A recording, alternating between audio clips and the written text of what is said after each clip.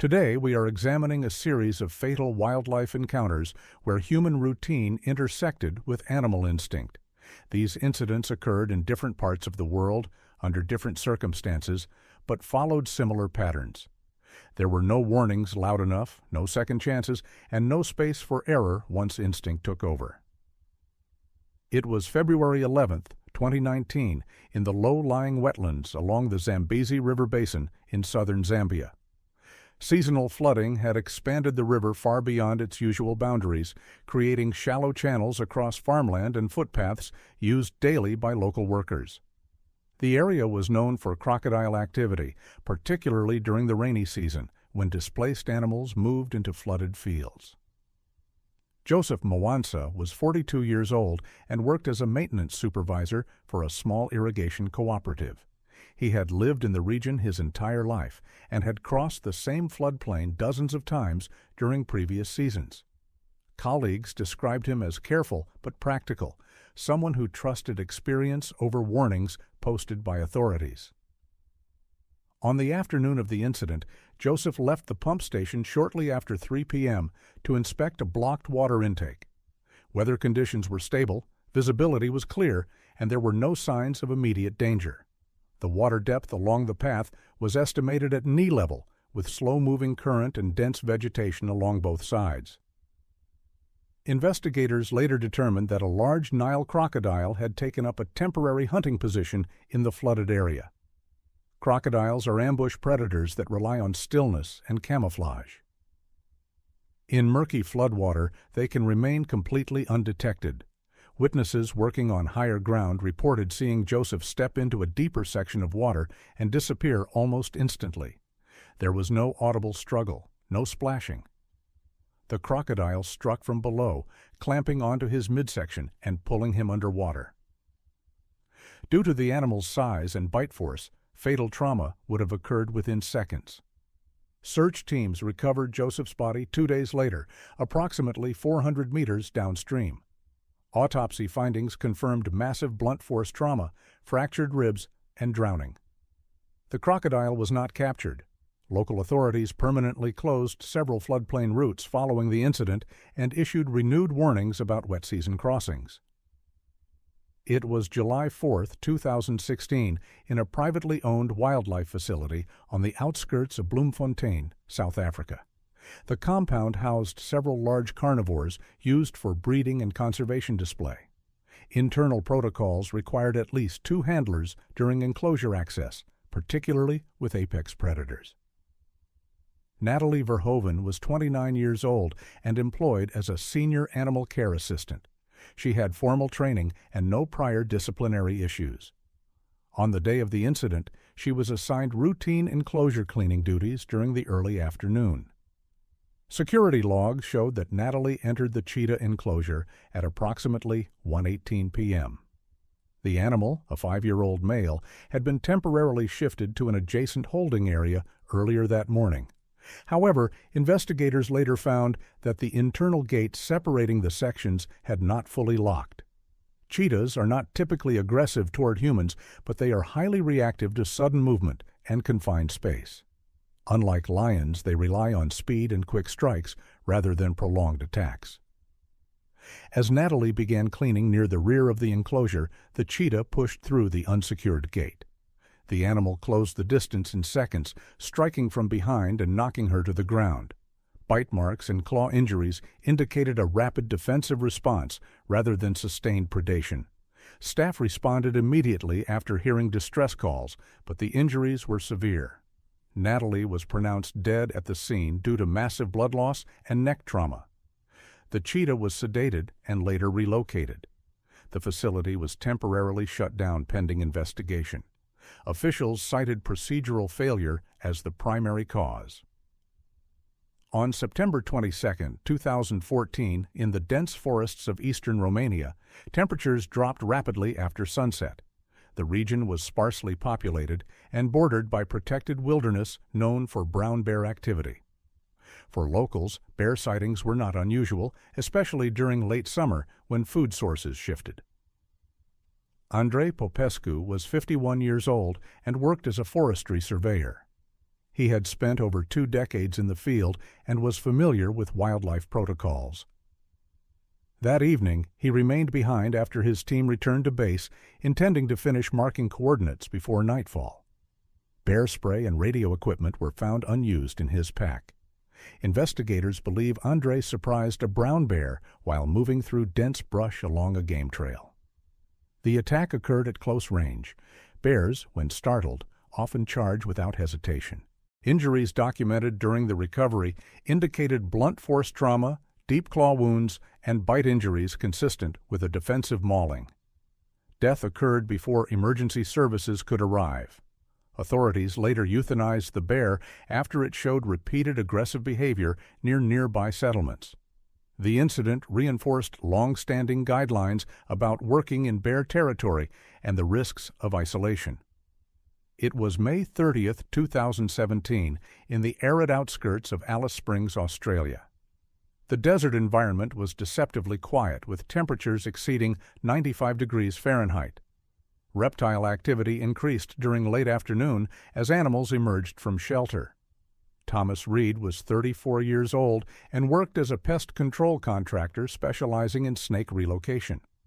Though licensed, he often worked alone and relied heavily on experience rather than strict adherence to procedure. On the day of the incident, Thomas responded to a report of a large inland taipan sighted near a storage shed. The species is regarded as one of the most venomous snakes in the world, with venom capable of causing rapid neurotoxic and hematologic effects. Evidence recovered at the scene showed Thomas attempted to restrain the snake without full protective equipment. The snake struck his lower leg during handling, delivering a significant venom dose. Symptoms progressed rapidly.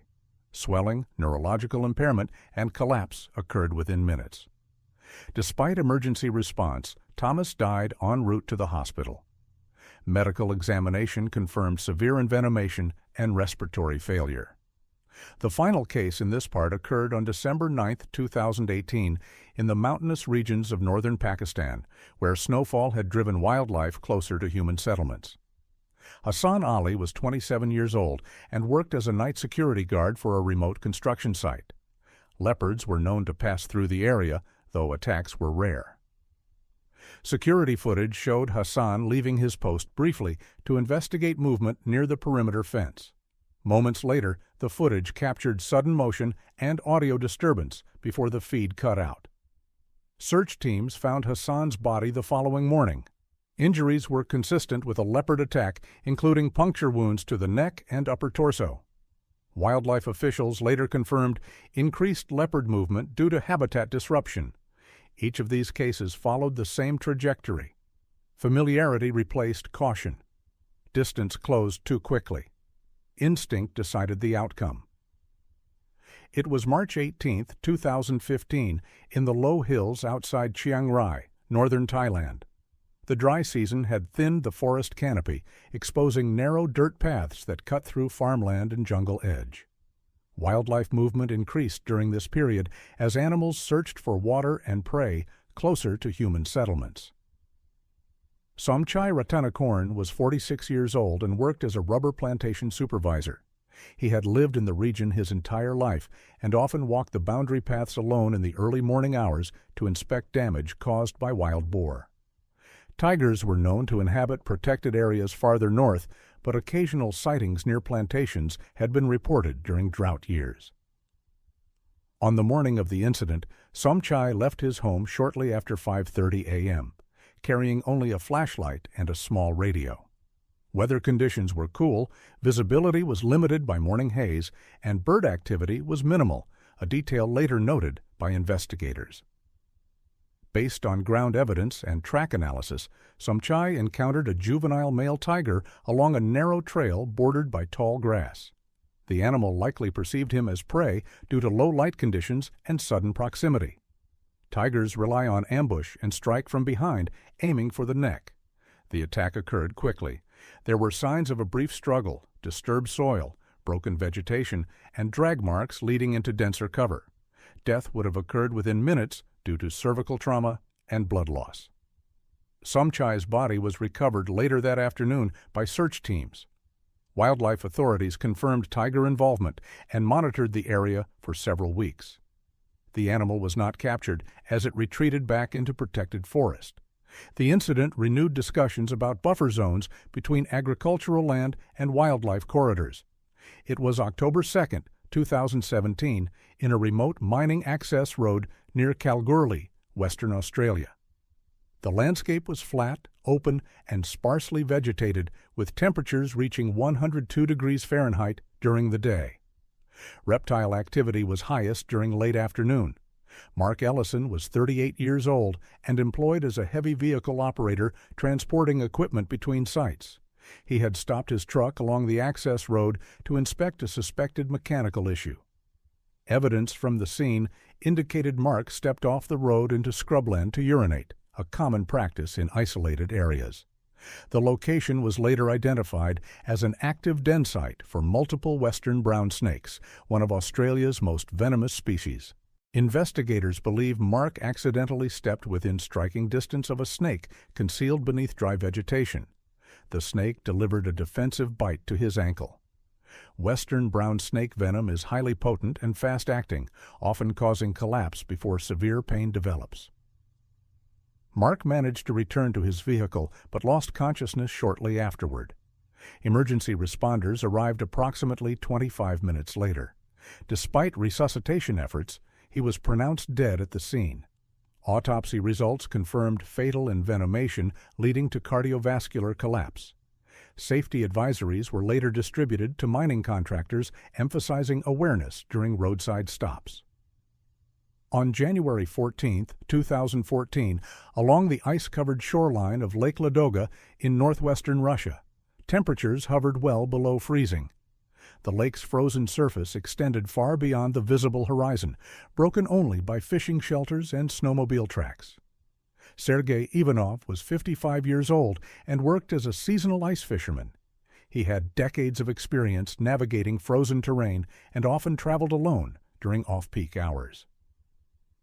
That afternoon, Sergei positioned his shelter near a known fishing spot close to forested shoreline.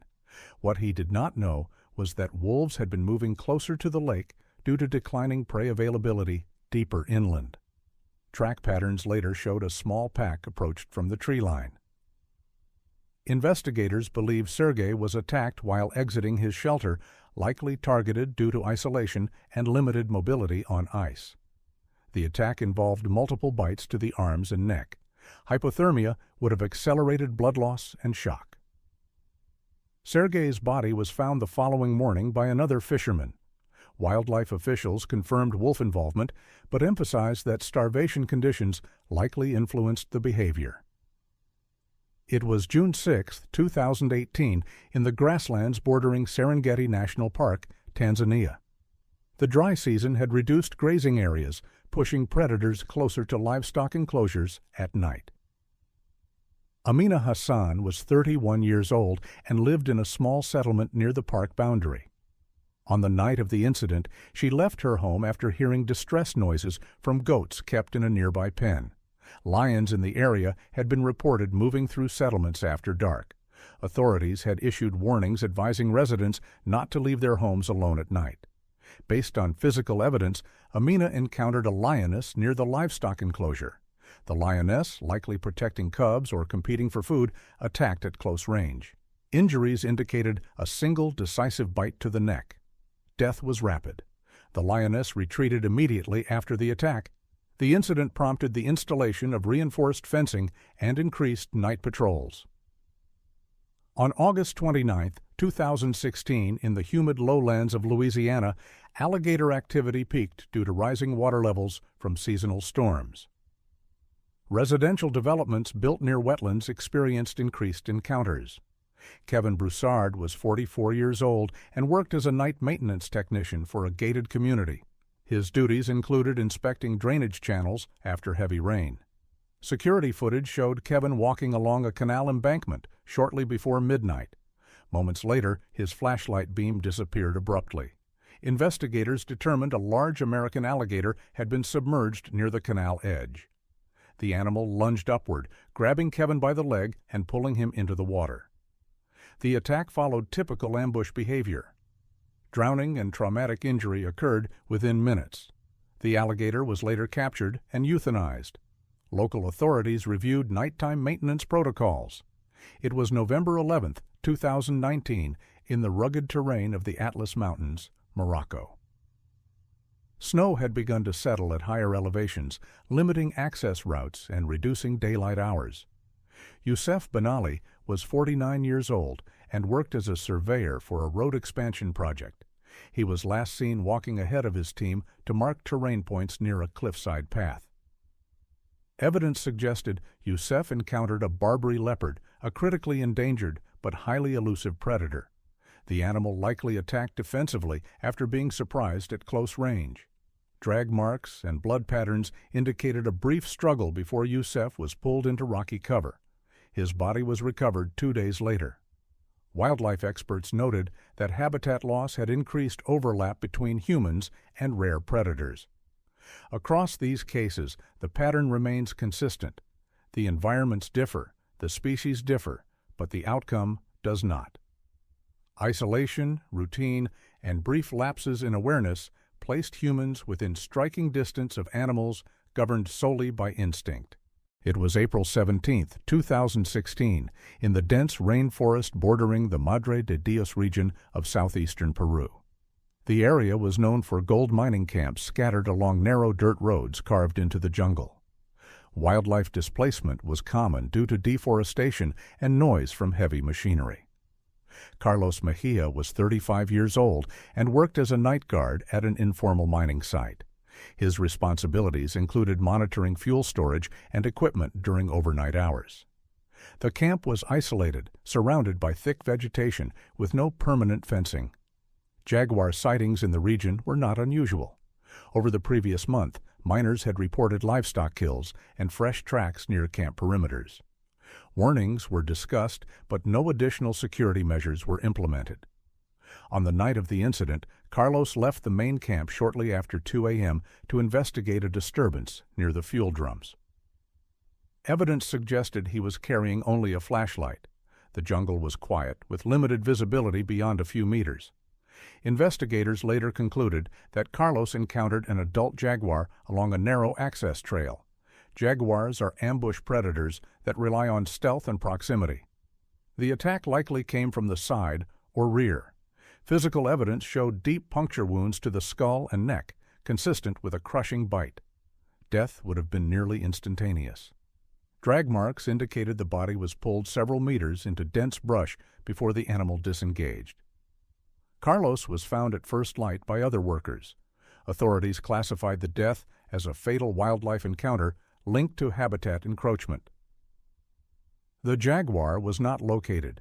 It was August 3, 2015, in the agricultural outskirts of Gujarat, India. Monsoon rains had increased rodent populations, drawing snakes closer to human settlements. Prakash Patel was 28 years old and worked as a grain storage laborer. He lived in shared housing near the storage facility and often slept on the floor during hot nights. Russell's vipers were common in the area. Local residents were familiar with their presence, particularly during the rainy season. Sometime after midnight, Prakash rose to use a shared wash area. Investigators believe he stepped on a viper concealed near a drainage channel. The snake delivered a defensive bite to his lower leg. Witnesses reported hearing him shout before collapsing. Severe swelling and bleeding followed quickly. Without immediate antivenom, Russell's viper envenomation often leads to coagulopathy and internal hemorrhage. Prakash died before reaching medical care. Autopsy findings confirmed fatal envenomation. Local health officials later conducted awareness campaigns focusing on nighttime precautions and snakebite response. On December 20, 2013, in the boreal forests of northern Ontario, Canada, daylight was limited and temperatures remained below freezing. Logging activity had declined for the season, leaving equipment and temporary shelters scattered through the forest. Matthew Collins was 47 years old and worked as a contract equipment inspector. He had been checking idle machinery before winter shutdown. Cougar sightings had increased in the region following a drop in deer populations. Conservation officers had advised workers to avoid solo travel. That afternoon, Matthew walked several hundred meters from his vehicle to inspect a storage unit. Track evidence suggested a cougar followed him unnoticed. The animal attacked from behind, targeting the neck and upper back. Injuries indicated a predatory bite rather than a defensive strike. Matthew's body was discovered when he failed to return. Wildlife officials tracked and euthanized the cougar later that week. The incident reinforced advisories regarding solitary work in predator territory. It was June 14, 2019, in the coastal mangroves near Bhola Island, Bangladesh. Tidal movement and dense vegetation created limited visibility along narrow footpaths. Rahim Uddin was 52 years old and worked as a crab fisherman. He entered the mangroves at low tide, a routine activity he had performed for years. The Sundarbans region is home to Bengal tigers adapted to swamp terrain. Attacks, while rare, were documented. Investigators believe Rahim strayed slightly off the main path while collecting traps. A tiger attacked from behind, delivering fatal neck injuries. Drag marks led deeper into the mangroves. Partial remains were recovered the following day. Authorities classified the death as part of ongoing human-tiger conflict. Additional patrols were deployed temporarily, but no structural changes were made. On February 8, 2017, in the outskirts of Flagstaff, Arizona, snowfall pushed elk herds into lower elevations. Mountain lions followed. Emily Carter was 24 years old and worked as a trail maintenance volunteer. She had gone for an early morning jog along a Forest Service road.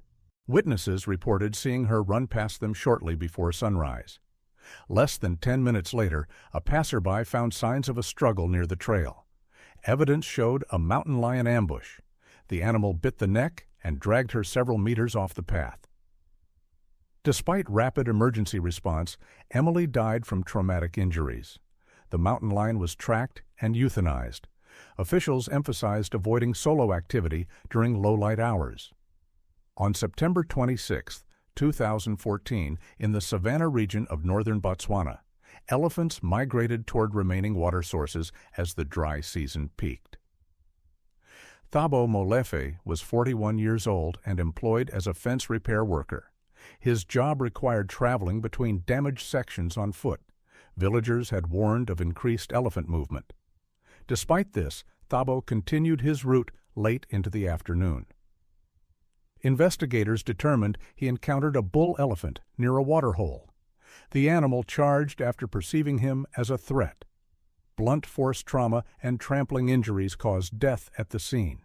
The elephant retreated immediately afterward. Authorities adjusted work schedules to avoid peak wildlife activity hours.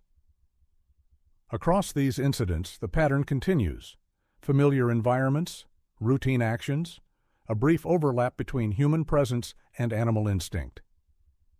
Once distance closed, there was no negotiation, no warning loud enough to matter. It was May 9, 2014, in the foothills of the Caucasus Mountains in eastern Georgia. Spring had arrived late that year, leaving patches of snow in shaded valleys, while lower slopes were already green. Wildlife movement increased during this transition period as predators followed migrating prey into lower elevations. Georgi Makedlishvili was 48 years old and worked as a livestock inspector for several remote villages. His job required traveling alone between small farms, often on foot, to assess losses and record animal health conditions.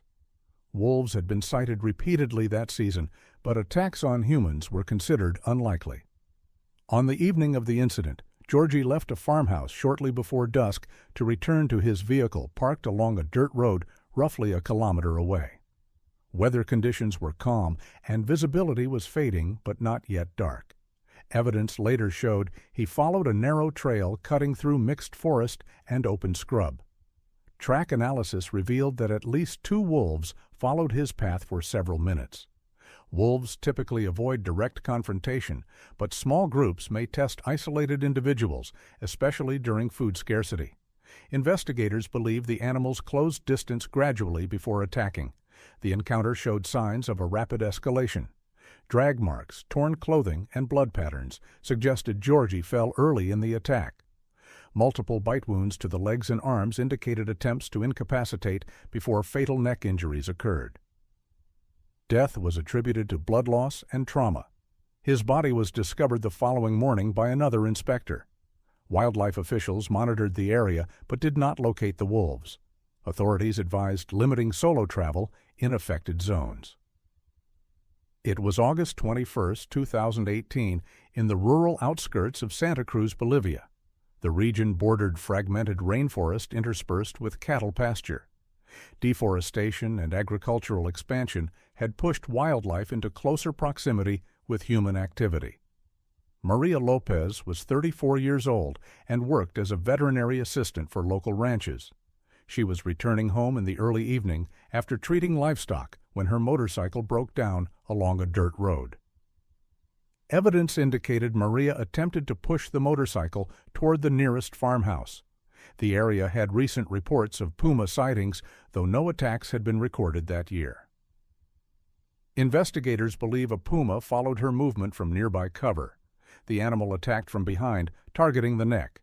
Pumas rely on stealth and surprise, delivering a crushing bite to the cervical spine. The attack lasted seconds. Maria's body was found partially concealed in roadside vegetation. Wildlife officers later tracked and euthanized a male puma whose movements matched the incident timeline.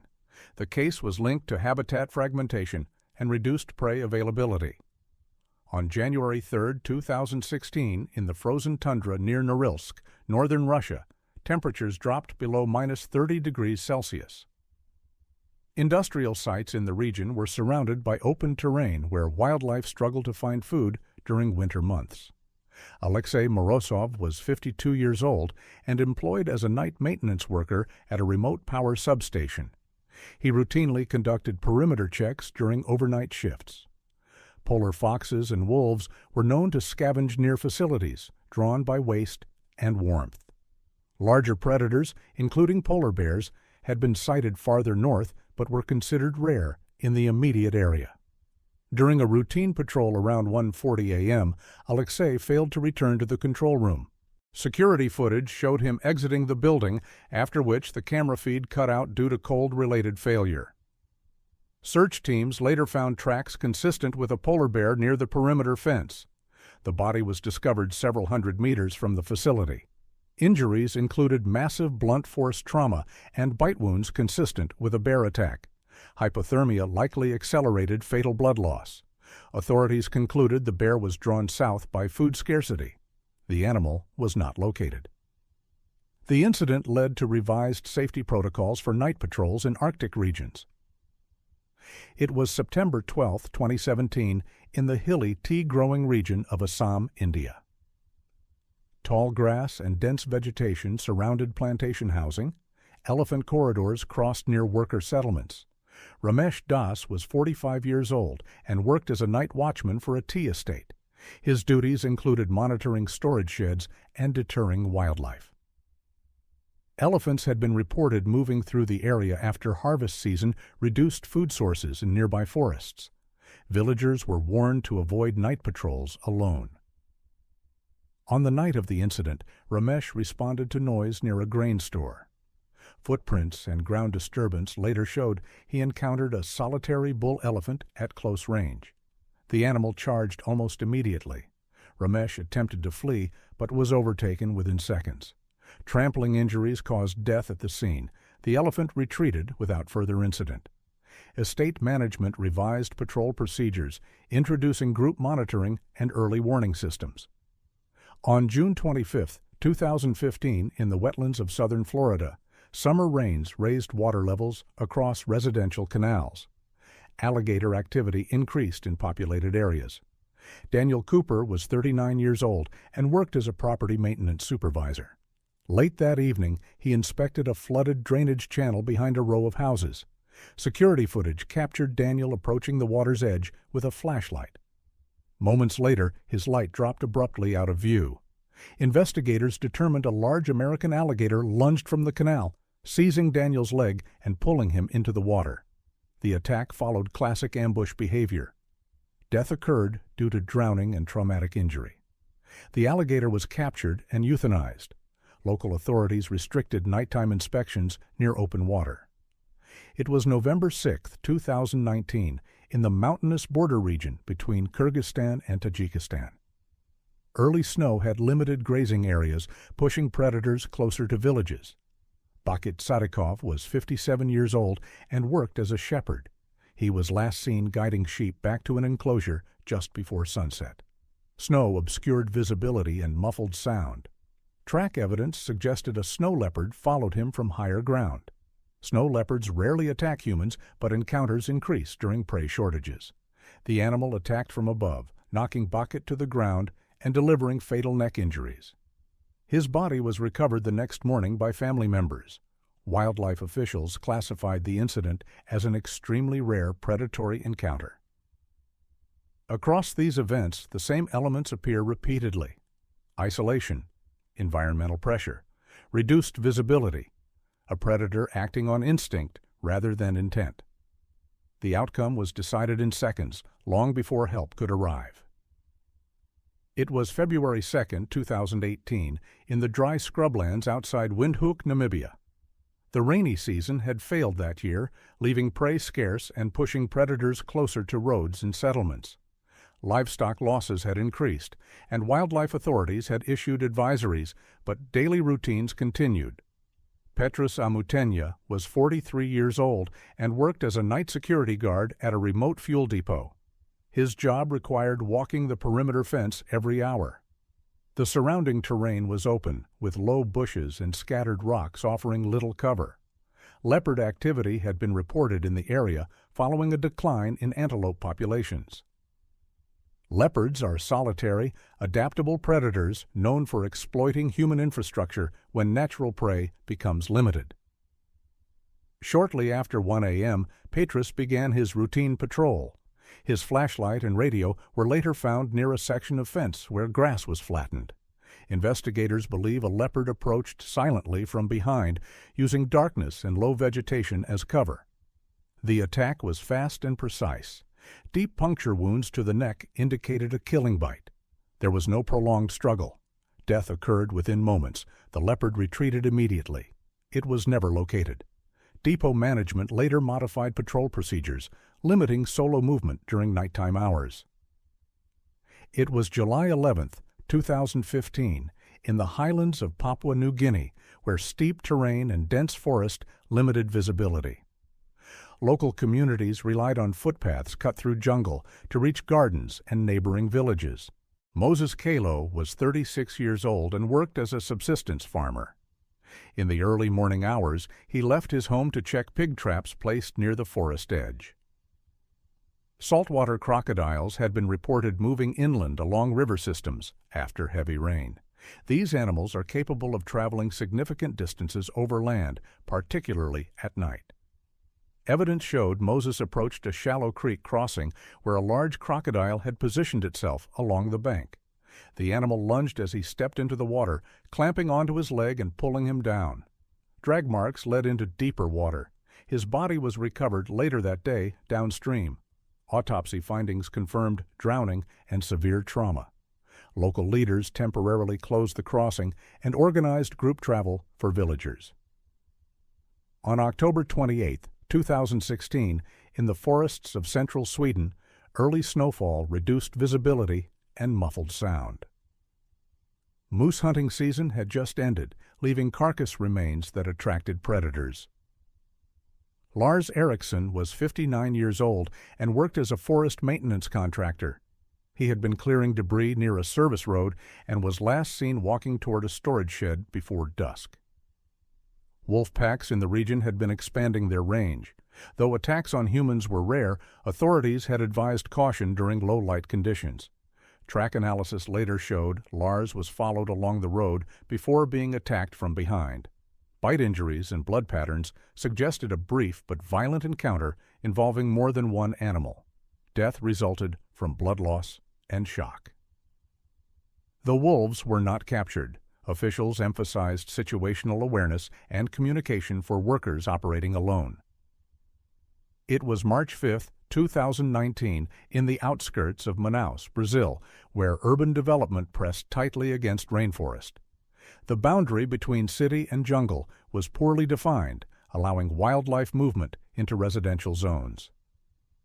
Eduardo Silva was 31 years old and worked as a delivery driver. Late that evening, he stopped near a construction site to take a phone call. Camera footage from nearby buildings showed sudden movement near the tree line. Investigators concluded Eduardo was attacked by a jaguar that had been using the construction area as cover. The animal struck from behind, delivering fatal head and neck injuries. Death was immediate. The jaguar retreated into the forest. The incident renewed debate about urban expansion and wildlife corridors. On December 14, 2017, in the coastal wetlands of eastern India, winter tides exposed long stretches of mudflats. Fishing communities moved through these areas daily. Anil Ghosh was 50 years old and worked as a net repairman. He entered the wetlands before sunrise to retrieve equipment left out overnight. The region was known for estuarine crocodiles, particularly during cooler months when they basked near exposed banks. Investigators determined Anil stepped within striking distance of a submerged crocodile. The animal lunged, pulling him into deeper water. The attack followed classic ambush behavior. His body was recovered later that morning. Authorities captured the crocodile days later. Fishing routes were temporarily restricted. It was June 18, 2014, in the mountainous interior of Spain near Asturias. Dense forest and steep slopes limited escape routes. Miguel Torres was 62 years old and worked as a retired shepherd maintaining his family's land. He was checking fencing at dusk when he encountered a brown bear recently displaced by logging activity. The bear charged after being surprised at close range. Injuries indicated blunt force trauma and crushing bites. Death occurred before emergency services could arrive. Wildlife officials later tracked the bear but did not euthanize it, classifying the incident as defensive. Across all 5 parts of this episode, the pattern never changes. Different continents, different species, different lives. Yet the same elements repeat. Isolation, familiarity, environmental pressure. A brief moment where human presence crossed into an animal space. These encounters were not driven by cruelty or intent. They were governed by instinct, shaped by hunger, fear, and survival. Nature does not recognize experience. It does not respect routine, and it does not forgive mistakes. Thanks for watching. If you want to explore more real-world encounters shaped by instinct and consequence, choose another episode on your screen now.